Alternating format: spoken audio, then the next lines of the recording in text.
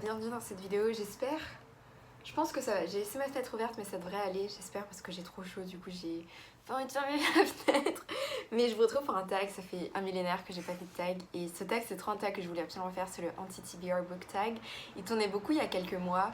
Et vraiment à l'époque je me suis dit mais j'ai trop envie de faire ce tag, j'ai trop hâte de le faire parce que j'adore les unpopular opinions et j'aime beaucoup cracher sur les livres et critiquer. Du coup voilà, c'est trop un tag que je voulais faire parce que je suis ce genre de personne. Je suis en train d'essayer de retrouver les questions mais je ne retrouve plus les questions et ça m'énerve parce que j'ai préparé mes réponses hier soir mais je retrouve plus la vidéo originale puisque j'ai envie de reprendre la OG pour reprendre genre ces questions mais genre je ne sais plus qui l'a fait. Ok, j'ai retrouvé, c'est Nicole and her books. Est-ce qu'elle va... J'ai retrouvé la vidéo, ok, trop cool. Et voilà, du coup, je vais juste genre faire un petit disclaimer, même si je pense que c'est un peu évident, mais si je critique votre livre préféré, ne le prenez pas personnellement, on a tous des goûts différents, voilà, moi vous le savez, je suis assez genre critique envers ce que je lis, surtout un peu plus récemment. Du coup voilà, ne le prenez pas personnellement, peut-être que je vais devoir fermer la fenêtre, je vais aller fermer la fenêtre parce que j'ai pas envie qu'il y ait plein de bruit parasite. Ok, la première question est un roman populaire que tout le monde a aimé mais qu'on a personnellement pas envie de lire. Pour celui-ci, j'ai un gros classique. Je l'ai déjà dit plusieurs fois que c'est pas du tout que c'est un livre qui ne me tentait pas du tout, mais c'est ACOTAR, donc A Court of Thorns and Roses de Sarah J Maas. C'est le roman qui me tente le moins de la terre entière. Genre, je sais que je vais tellement le détester et il est tellement gros et genre ça me... Et je sais que tout le monde l'a aimé, genre bah, toutes mes copines déjà de Booktube l'ont aimé, l'ont kiffé, elles ne parlent que de ça. Il y a un moment, je crois qu'au tout début quand j'avais créé ma chaîne, c'est quand le premier tome était sorti et il y a beaucoup de gens qui en disaient énormément de bien mais je ne savais pas encore de quoi ça parlait exactement. Et du coup il y a genre un court moment où je voulais trop lire ce livre. Je l'avais même présenté en vidéo je crois à l'époque, mais ouais maintenant je sais que c'est exactement tout ce que je déteste et j'ai plus du tout envie de lire ce livre. Du coup voilà, il y a ACOTAR. Après il y a pas mal d'autres livres aussi, il y en a d'autres que je vais présenter un peu plus tard dans la vidéo. Mais ouais, celui-ci c'est vraiment genre le roman phare je pense sur les réseaux qui ne me tente pas du tout. Ensuite la deuxième question c'est un classique ou un auteur qui écrit des classiques qu'on n'a pas du tout envie de lire. Pour celui-ci j'ai pas vraiment de réponse, j'essaie de réfléchir mais sincèrement il n'y a pas de livre que je me dis, enfin il n'y a pas de classique où je me dis il ne me tente pas du tout. Je réfléchis même aux classiques français parce que les classiques français sont ceux qui me tentent moins vu que je lis très peu en français. Mais même ça, genre je suis curieuse. Enfin, je me dis peut-être les Rougon-Macquart puisque c'est très gros et qu'il y a beaucoup de livres dans cette série. Mais genre même ça, enfin, je suis trop curieuse et je me dis peut-être qu'un jour si je m'ennuie, je déciderai de les lire.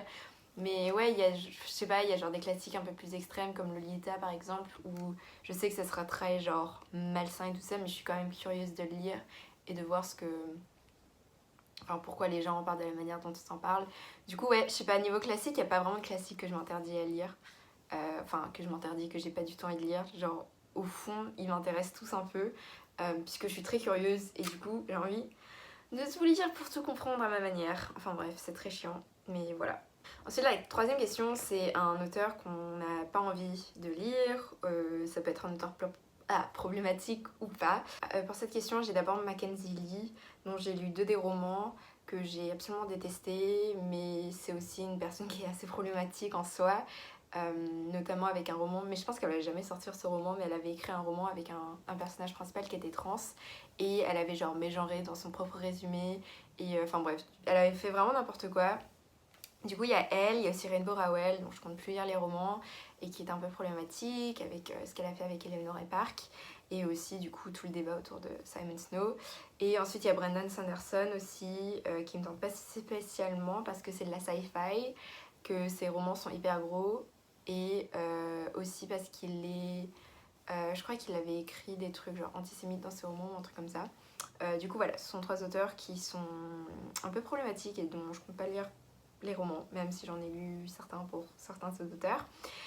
Et du coup, ça rejoint un peu la question numéro 4, qui est un auteur dont on a lu quelques romans et dont on a décidé qu'en fait, c'était pas du tout pour nous. La première réponse que j'ai, c'est Stephen King. J'ai lu Misery et... comment ça s'appelle ? Le truc où ils doivent marcher. The Long Walk. J'ai lu ces 2 romans de lui et j'ai absolument détesté les deux, genre je comprends pas la hype autour de cet auteur, je suis vraiment désolée. En plus il avait des phrases et des expressions qui me mettent trop mal à l'aise, genre sa façon de décrire les femmes c'est très bizarre, genre il a une obsession trop bizarre. Mais du coup ouais, Stephen King, je pense pas que j'essaierai d'autres de ses romans. J'avais trop envie d'essayer It, genre ça, le truc du clown, mais il est très gros, du coup je pense pas que j'aurai la patience de le lire. Surtout si de base déjà j'aime pas trop Stephen King. Il y a aussi Becky Albertalli, j'ai lu Simon, non pas Simon Snow, Love Simon, enfin Simon versus the Homo Sapiens Agenda, whatever. J'ai aussi lu le truc qu'elle avait écrit avec Adam Silvera, What If It's Us, que j'ai absolument détesté. Et en fait j'ai détesté vraiment les chapitres de Becky Albertalli. Et je pense qu'en fait elle écrit juste le genre de roman, genre les romances contemporaines. Que j'aime pas, donc en fait je pense pas que je lirai plus de ses romans. Il y a Sally Rooney dont j'ai lu 3 des œuvres que j'aime pas spécialement et je pense pas que je lirai par exemple sa nouvelle sortie parce que c'est pas une autrice que j'aime spécialement et pourtant je pense que je devrais l'aimer, genre c'est trop le genre de roman que je devrais aimer, mais j'ai vraiment pas aimé tout ce qu'elle a écrit. Ensuite j'ai déjà dit Mackenzie Lee dont j'ai lu 2 des romans.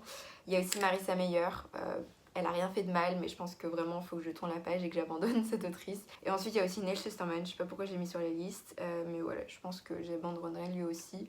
Mais de toute manière, de façon générale, j'abandonne un peu la YA et surtout la YA qui est genre hyper hypée sur les réseaux parce que c'est plus ce qui m'intéresse. Numéro 5. Un genre qu'on n'a plus envie de lire ou un genre qu'on a essayé et dans lequel on n'arrive pas à rentrer. Pour ça, le genre principal, moi, c'est la romance. Je sais pas si c'est un genre ou pas, mais surtout là, la romance contemporaine, c'est ce que je déteste le plus au monde. Genre, ça me... je sais pas pourquoi pendant tant d'années, j'essaie de me convaincre que j'aimais bien alors que j'aime pas du tout. Je hais la romance contemporaine, c'est le truc le plus naze de la terre entière. Je sais pas comment l'expliquer, mais genre ça m'ennuie. C'est d'un ennui tellement profond. Les seuls que j'aime bien, c'est du Enemies to Lover. Et encore, faut que ce soit très bien fait et je m'en lasse au moment où ils ne sont plus enemies et qu'ils deviennent lovers. Enfin bref, donc il y a ça. Ensuite il y a la sci-fi. La sci-fi, j'ai beaucoup de mal à rentrer dedans. Pourtant, mon livre préféré, c'est de la science-fiction, vu que c'est Vicious de Victoria Schwab. Et selon certains, c'est peut-être considéré comme de la science-fiction. Mais j'ai beaucoup de mal avec la science-fiction, avec genre un univers qui genre est futuristique et tout ça. Je pense qu'à partir du moment où je rentre dedans, ça pourrait le faire. Mais par exemple, j'ai lu Dune de Frank Herbert et c'était long et c'était chiant et j'ai pas aimé au final. Et ouais, je sais pas, la science-fiction, ça a toujours été ce genre avec lequel j'avais un peu plus de mal. Mais je pense qu'il suffit juste que je trouve le roman qui fonctionne pour moi, mais je l'ai pas encore trouvé, donc voilà. Et puis ensuite, je sais pas, j'ai écrit les essais, mais j'essaie de lire un peu plus d'essais. Là, cette année, j'en ai lu quelques-uns déjà, et je sais qu'il y en a plus qui m'attendent en France, notamment les essais de Mona Chollet, que j'ai trop envie de lire. Mais du coup, voilà, j'essaie de lire un peu plus d'essais, mais c'est vrai que j'en lis pas énormément. Ensuite, on a un livre qu'on a acheté, mais qu'on ne lira jamais. Ça peut être un livre qu'on a genre unhaul, ou genre qu'on n'a pas lu alors qu'on l'avait emprunté à la médiathèque. Pour cette question, au début, je pensais ne pas avoir de réponse, puisque comme vous le savez, je overthink chacun de mes achats, je fais hyper attention au moment que j'achète. Et du coup, voilà, normalement, j'achète un livre que si je suis sûre à 100% que je vais l'aimer. Et pourtant, j'en ai 2. Donc le premier, c'est le tome 3, je crois, des Chroniques linéaires de Marissa Meyer, que j'ai commencé, mais que je pense que je ne lirai jamais. Parce que genre au bout d'un chapitre, je me suis rendu compte que j'avais perdu tout intérêt envers cette histoire. Et ça c'était il y a 2 ans, donc voilà, je pense vraiment que je lirai jamais. Et puis il y en a un autre, et celui-ci c'est un peu plus spécial, c'est Call Me By Your Name d'Andrea Simon. À l'époque où le film était sorti, c'était mon film préféré, et j'étais vraiment obsédée, j'avais regardé beaucoup de fois. Et j'aimais trop genre juste l'atmosphère, genre t'es en Italie, c'est l'été, et tu suis Elio qui est genre un gars trop bizarre. Et forcément, moi, ce que j'aimais, c'était pas la romance, puisque j'aime pas les romances, mais c'était genre tout ce qui était autre. Et en fait, on m'avait dit que dans le livre, c'était beaucoup plus genre axé sur la romance, vu qu'on était dans les pensées d'Elio, qui était genre vraiment obsédé par Oliver. Et du coup, je me suis dit, ok, c'est un peu bizarre, je pense pas que ça va me plaire.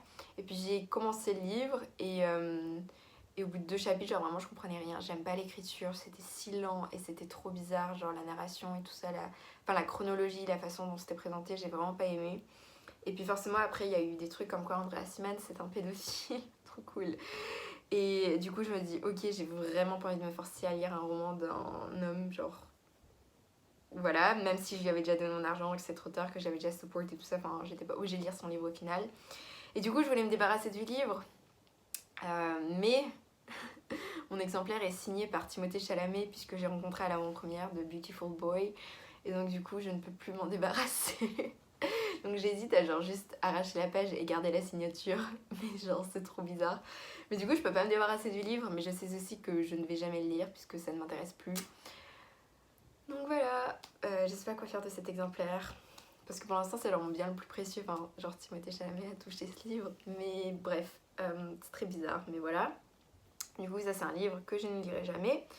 Puis ensuite nous avons la question numéro 7 qui est une série qu'on n'a plus envie de lire, ou une série qu'on a...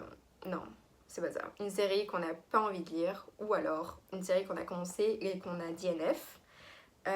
En série que j'ai commencé et que j'ai DNF il y a très peu, vu que ça fait longtemps que je ne lis plus de séries, puisque je sais que c'est genre un commitment, genre surtout les longues séries.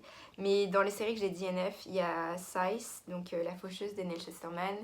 J'ai pas fini le tome 3 parce que j'ai trouvé chiant à mourir, donc je l'ai jamais terminé. Je crois qu'il s'appelait The Toll ou un truc comme ça. Il y a aussi The Lunar Chronicles de Marissa Meyer, je vous l'ai déjà dit, j'ai lancé le tome 3 et je l'ai jamais terminé. Et en série que je ne compte probablement jamais lire, il y a An Ember in the Ashes de Sabaa Tahir. Je sais que c'est un roman qui me plairait, mais pour l'instant c'est pas dans mes plans de le lire. Voilà. Et il y a aussi, en série que je compte pas terminer, il y a les Grisha, enfin le cycle des Grisha, genre le Grishaverse de façon générale.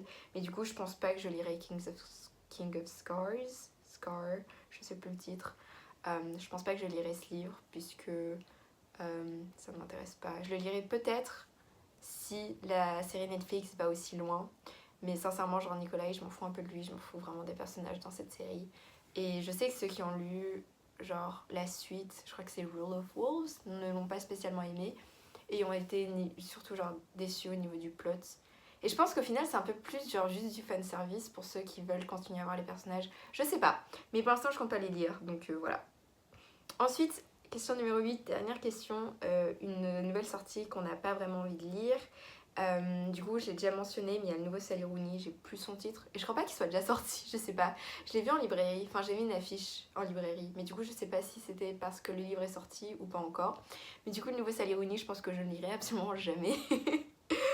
Parce que il m'intéresse pas. Attendez, je vais checker le résumé, je sais plus de quoi il parle. Mais souvent les Sally Rooney, je les lisais à cause des résumés parce qu'ils me tentaient. Mais celui-ci, le résumé, il a pas l'air cool. Et de toute manière, j'aime pas le Sally Rooney, donc je me forcerai pas à lire un livre qui me tente pas du tout. Je crois que c'est Beautiful World, Where Are You? Alice, a Novelist. Voyage. Non, c'est un truc sur l'amour. Et en plus, il fait genre presque 400 pages, un peu la flemme. Mais du coup, il y a ça. Et il y a aussi One Last Stop qui est sorti très récemment de Casey McQuiston. Ça m'intéresse pas plus que ça au niveau de la romance. Et je sais qu'il y a une histoire de voyage dans le temps. Et c'est pas. Enfin, j'adore les voyages dans le temps. Mais pas quand c'est genre une personne du passé qui arrive dans le temps présent, un truc comme ça. C'est pas le voyage dans le temps qui m'intéresse. Du coup, je pense pas que je lirai One Last Stop.